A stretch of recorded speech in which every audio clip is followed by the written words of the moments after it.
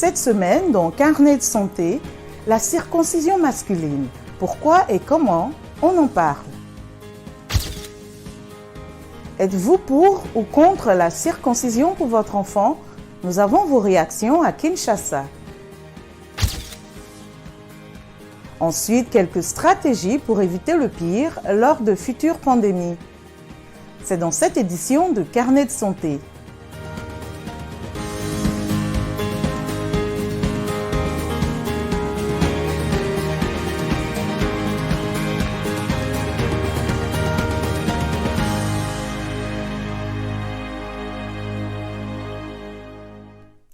Bonjour, je suis heureuse de vous retrouver pour une nouvelle édition de Carnet de santé.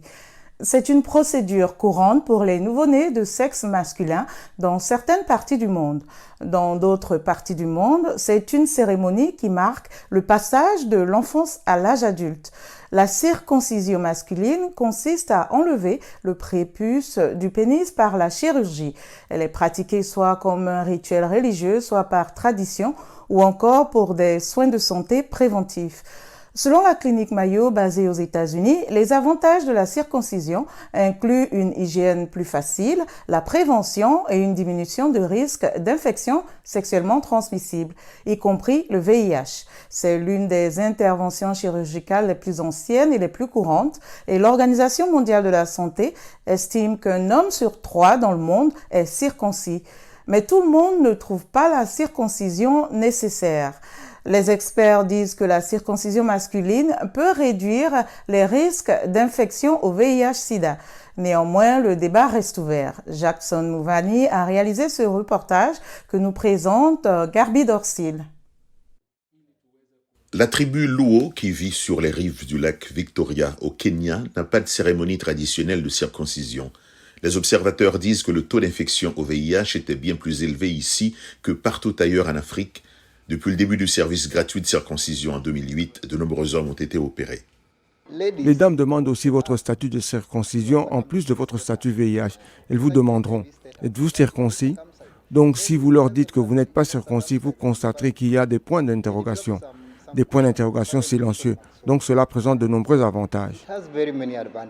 Des chercheurs sur le sida ont observé que de nombreuses tribus africaines qui circoncisent les garçons ou les jeunes hommes ont des taux de VIH inférieurs par rapport à ceux qui ne le font pas. En outre, les pays islamiques d'Afrique, où la circoncision est quasi universelle, ont beaucoup moins de cas de sida que les pays à prédominance chrétienne, selon le rapport Circoncision masculine et VIH, publié sur le site web de l'ONU-SIDA en 2007. Des essais effectués en Ouganda, au Kenya et en Afrique du Sud ont prouvé que la circoncision prévenait le VIH de 60% chez les hommes ayant eu des rapports avec des femmes infectées au VIH.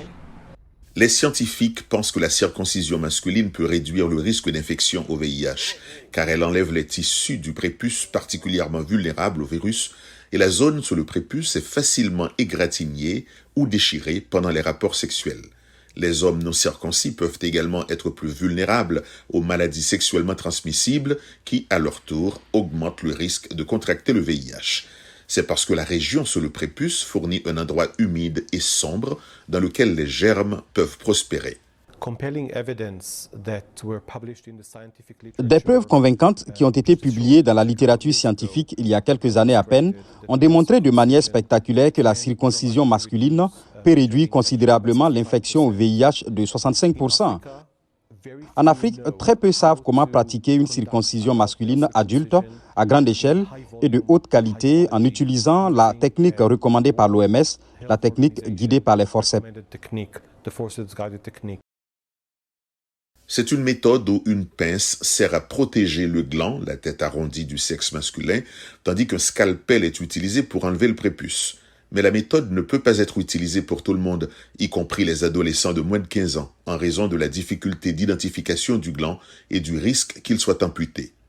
Les CDC, Centres de contrôle et de prévention des maladies des États-Unis, ont publié un projet de recommandation de politique sanitaire en décembre 2014, affirmant que la circoncision masculine est une mesure de santé publique importante.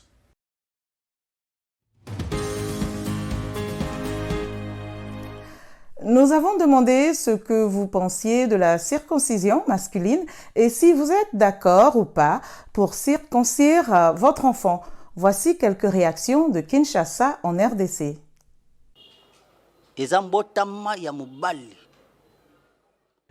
Depuis le commencement du monde, tout homme créé, avant de rencontrer une femme, doit être circoncis. Il faut couper son prépuce avant l'âge de 6 à 10 ans. 6 mois, 6 ans, il faut bakataye. Mais comment expliquer que l'homme attende jusqu'à la dernière minute, à l'âge adulte, sans être circoncis?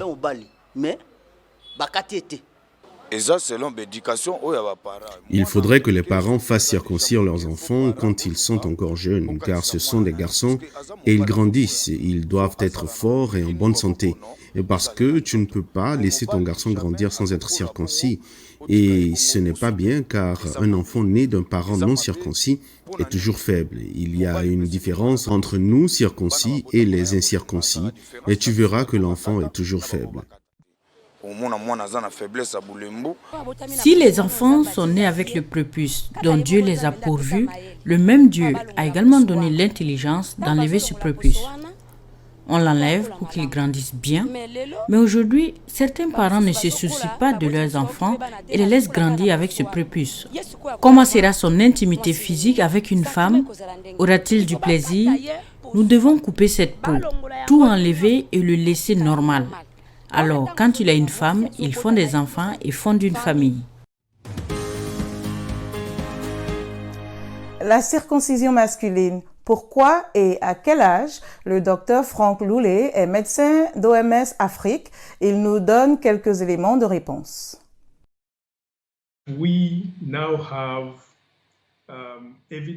Nous avons maintenant la preuve qu'il protège jusqu'à 60% contre l'infection au VIH. Les autres avantages comprennent l'opportunité offerte aux jeunes hommes de s'engager réellement à obtenir des soins de santé. Nous savons que les hommes ont un comportement très médiocre quant à la recherche de la santé. Et pour beaucoup d'entre eux, nous constatons que c'est en fait la toute première opportunité de s'engager et de recevoir d'autres services de santé. Donc, ce n'est pas non seulement pour le VIH, mais pour d'autres infections sexuellement transmissibles.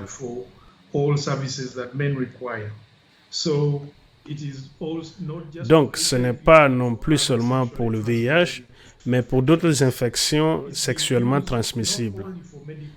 Il est utilisé non seulement à des fins médicales, mais aussi à des fins culturelles. C'est une façon pour les gens ou les jeunes hommes d'être initiés à la virilité. La circoncision masculine offre une protection à 60% contre l'infection au VIH. Ce n'est pas une solution miracle pour la prévention. Heureusement, la circoncision est une intervention chirurgicale simple et les risques sont vraiment faibles. La douleur est un risque. Nous avons les saignements comme l'un des risques majeurs. Nous avons des infections qui peuvent retarder la cicatrisation des plaies.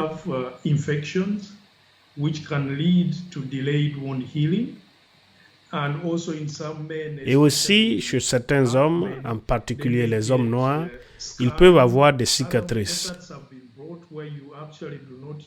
Il existe d'autres méthodes qui ont été développées où vous n'utilisez pas de procédure chirurgicale. Par exemple, nous avons des dispositifs que vous placez autour du prépuce et après un certain temps, ils se décollent. C'est le cas de la bague Shang. Ils ne sont pas largement utilisés, mais ce que vous appelez early infant medical circumcision peut être fait dans les premiers mois. Et si c'est bien fait, c'est très simple. Nous avons également le groupe d'âge parmi les adolescents qui va de 10 à 20 ans. C'est aussi une période sûre. Bien que des études récentes aient montré qu'il y a plus de chances d'avoir des effets indésirables graves avant l'âge de 15 ans, Le pénis des garçons n'est pas complètement développé. Notre recommandation est de ne pas inclure les hommes de moins de 15 ans dans cette fourchette, car ils sont plus susceptibles de subir des effets indésirables. Nous l'encourageons comme l'une des principales interventions en termes de prévention et comme une prévention combinée. Et en particulier, dans les contextes épidémiques élevés, les pays devraient continuer à fournir ce service.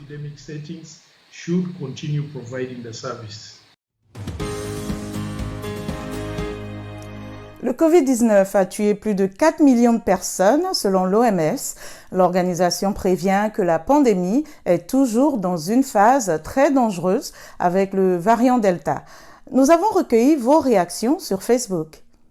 Eric Ndouimana répond « C'est très choquant de voir cette augmentation en nombre ».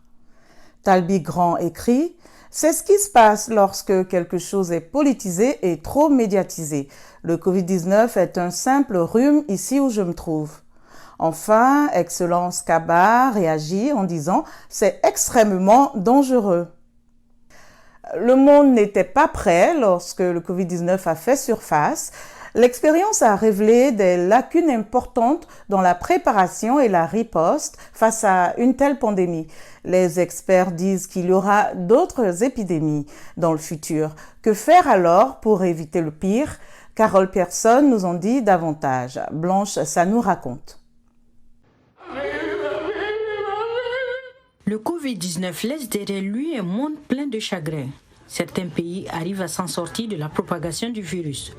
D'autres sont encore sous l'emprise de la maladie avec le confinement toujours en vigueur. De nombreuses personnes, avec des scientifiques inclus, se demandent pourquoi la pandémie n'a pas pu être mieux contenue. Le docteur Tom Frieden est l'ancien directeur du Centre de contrôle des épidémies. Nous ne saurons peut-être jamais si le Covid-19 aurait pu être arrêté à temps. Mais il y a quelque chose de vraiment important à comprendre, c'est que chaque jour dans le monde, les agents de santé publique arrivent à bloquer les épidémies.